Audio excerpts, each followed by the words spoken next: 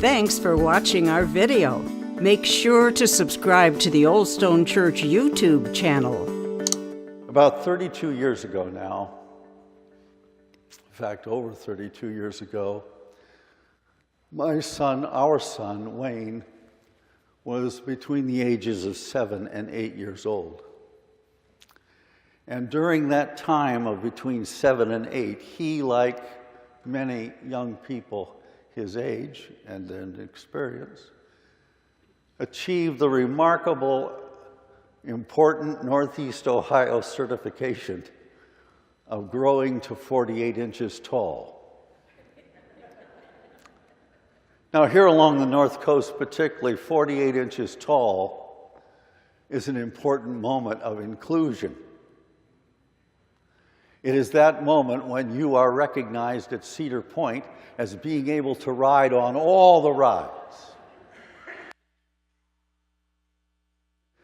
Now, in those years long ago, one of the new rides at Cedar Point was called, and is called yet, the corkscrew. And the corkscrew, at the time of its building, was the first roller coaster in the world to have 3 inversions during the trip around the track.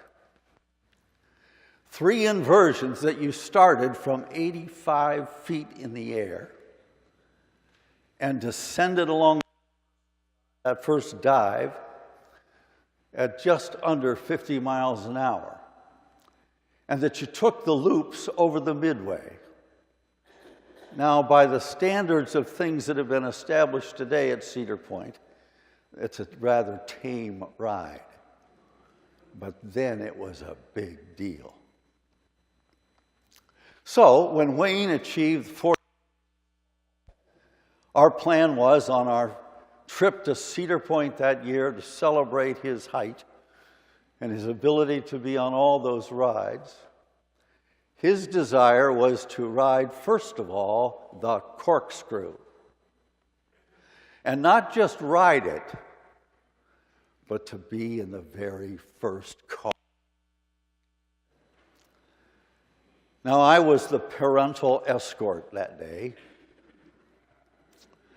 And he and I waited in line, a long line, to not only get on the corkscrew, but to be in the first car, the special line that feeds off from all the others, so that if you want to spend the extra time, to be in that front car.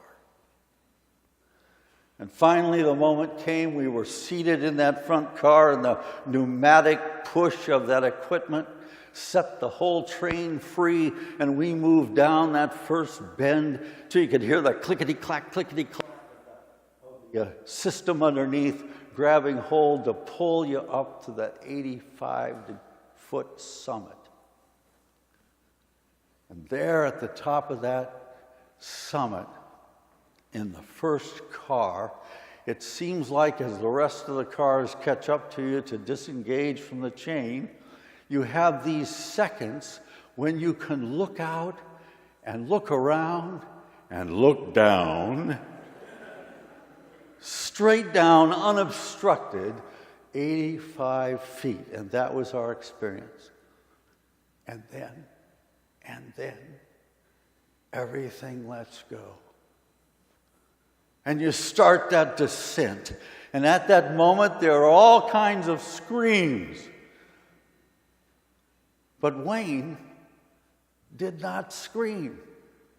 Instead, Wayne, with something within him from who knows where, and a surprise certainly to his father, who was sitting next to him petrified, Wayne shouts out in a high, fevered pitch, 8-year-old voice, "Whoa, Jesus!"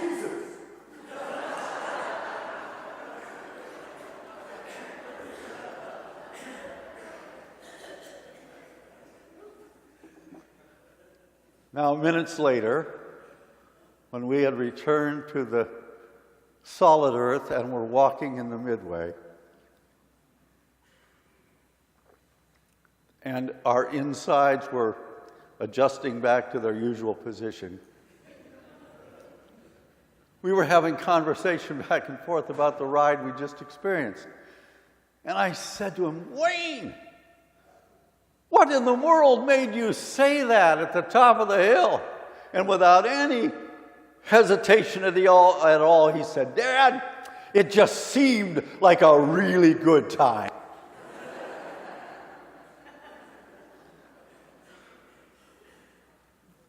Well, indeed.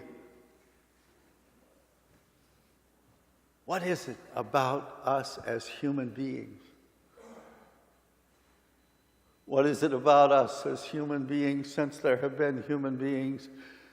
What is it about this mysterious, magnificent, unable to be described, a sense of wonderment that develops in a human person when he or she is experiencing the greatest of emotions? When our greatest feelings come forth, the emotions that bubble to the surface, whether they are the result of anger, whether they are the result of bewilderment, whether they're the result of some unimaginable tragedy, no matter what it is, what is it about human beings that at the moment of our greatest emotion, in a time of loving and love-making,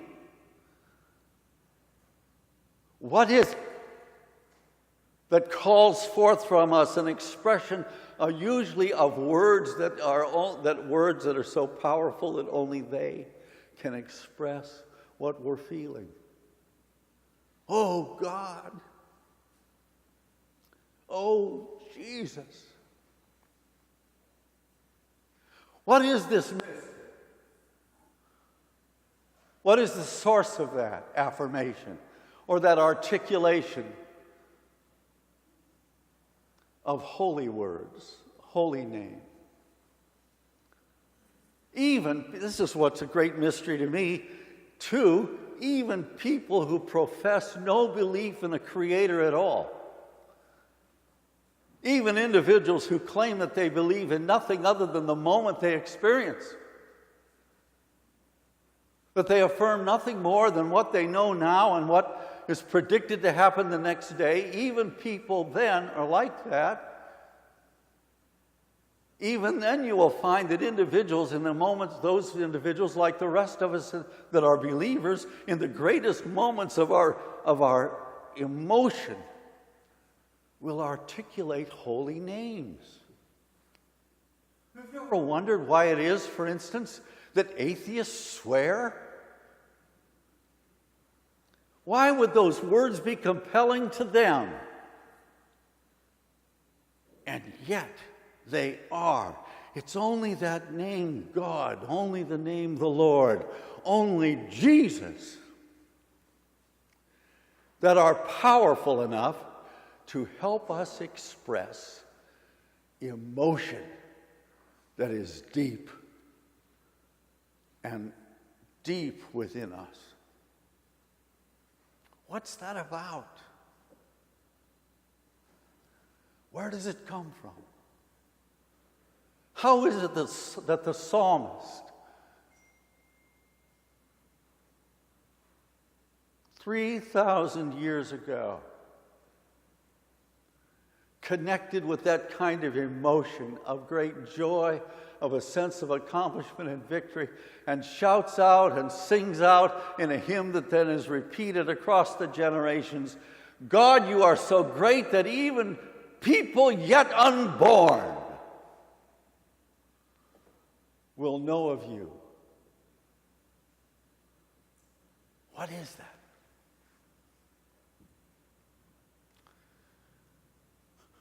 I believe that the answer lies somewhere in this. At the moment of your creation and mine, at the moment of a person's creation, whenever that moment occurs, that as the flesh begins to develop, There comes that mysterious, remarkable moment that no one can categorize and determine when it takes place, but there comes that moment when we become and breathe into that flesh from the Creator Almighty is a living soul. Our spiritual DNA is hardwired from the Creator of life, with a unique sense of personality, with a unique sense of future, with a unique belief that we belong to something far greater than ourselves, that we matter, that we endure, that even death does not stop the essence of who we are. And it is this hardwired spiritual DNA mixed into the very marrow of who we are that enables us to have the strength, the spiritual strength to deal with life as it comes.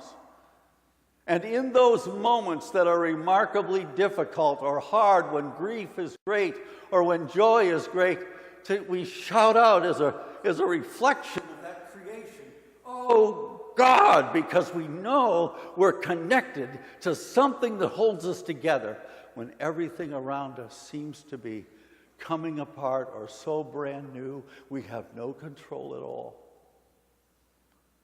And I believe that all human beings are created in that way. It is our spiritual DNA. And now, this is absolutely true. We can have lives that message can be beaten out of us. That awareness of a Creator can be absolutely beaten out of us by secularized society that over and over again says there's nothing more than the moment you enjoy. There's nothing more than what you achieve financially. Nothing lasts. Get it while you can. The message that we are connected to nothing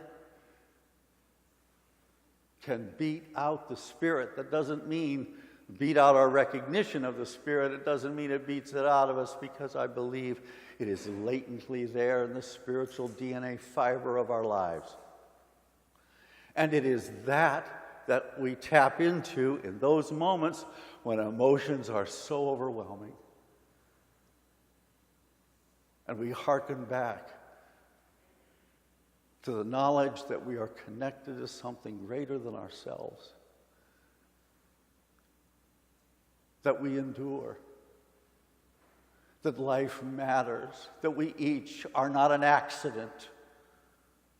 Each of us is an intended, purposeful being from the sources and resource of a Creator who is purposeful and everlasting. It is hardwired into our spiritual DNA. And in those moments of overwhelming life as it comes to us, and it seems like a really good time, we shout out what we're connected to beyond our understanding. "Oh God! Oh Jesus!"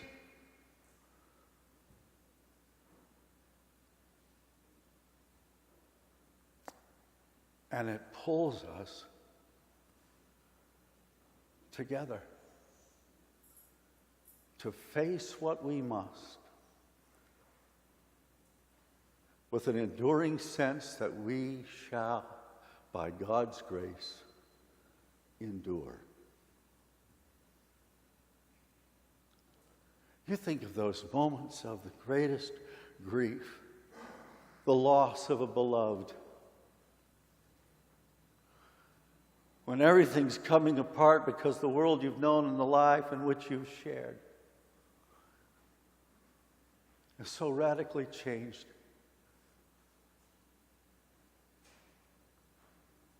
Or whose life is coming to an end. And how many people in those moments do not know that around that bedside or in that situation where grief is overwhelming and loss cannot be pushed away? How many people, in some way or fashion, do not cry out, "Oh, Jesus"?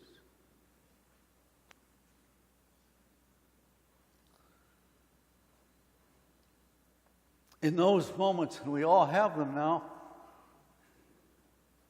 in the 24-hour news cycle of our time, when you turn on the unrelenting news, minute by minute, hour after hour, day by day, of human failure, political leadership that does not lead, and no matter whether you're Democrat, Republican, Independent, or don't give a rip, that unrelenting message of human failure can seep into your life in such a way that you know that you think everyone's under investigation. No one's doing anything of any productive efforts to make life better. And you can get into the situation where you sit there or stand there and listen. And do you not have those times when we might say, "Oh, God"? But it's precisely in those moments when we tap into that spiritually hard DNA that lets us know that it's not up to politics, it's not up finally to human beings. That in our moments of loss, in our moments of despair, in our moments of joy, whatever there might be, it is our expression that we are connected to a purposeful Creator who enables us to accomplish all things. And know and trust that no matter what, goodness will prevail, justice will occur, and life is so valuable. Yours, mine. It is never lost. This is the message of faith. This is the affirmation of the ancient psalmist. This is the affirmation of all the hymns we sing.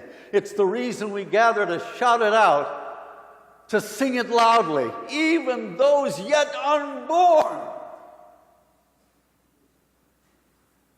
will know the Lord. Oh, Jesus, it's true. Now I know this is Presbyterian, but could I get an amen?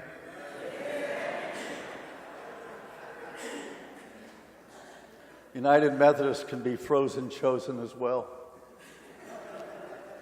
One of the greatest experiences in worship that I've ever had happened in this church. And what a privilege it is for me to tell you about it this morning. It was many years ago now.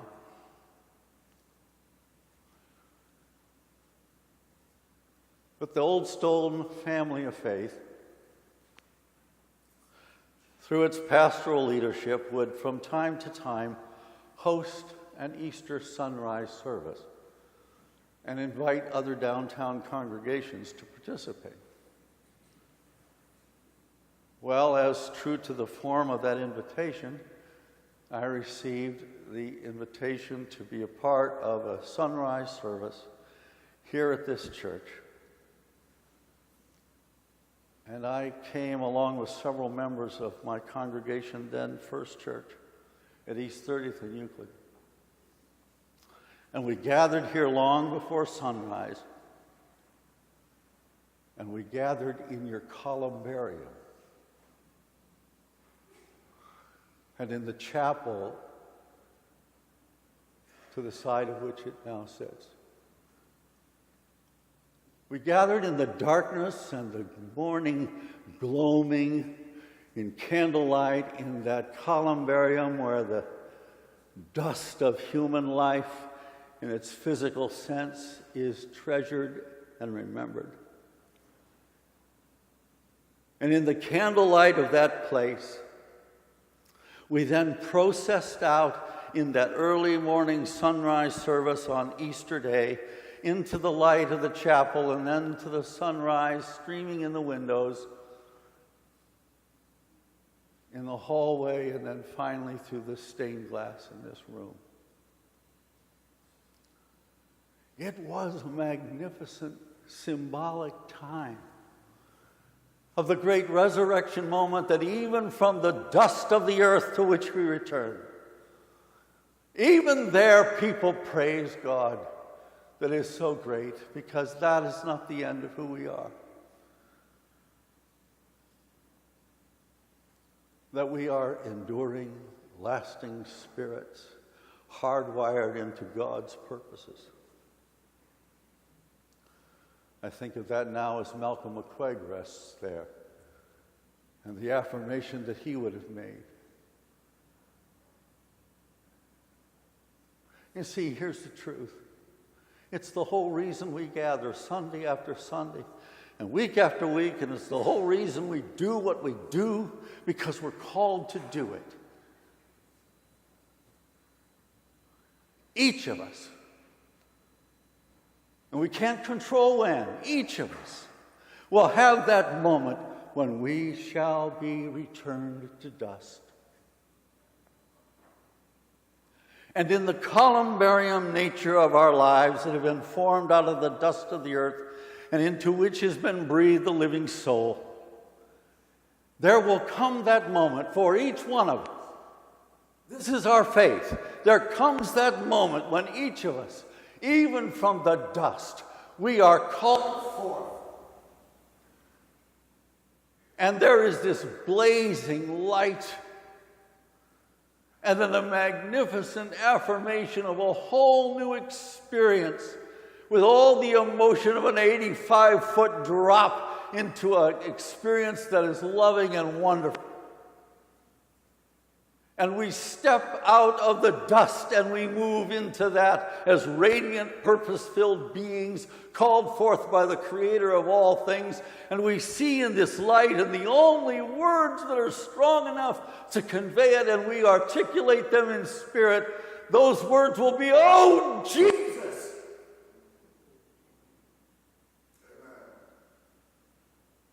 And you know what? It won't seem like a very good time. It will be a very good time. Thanks be to God.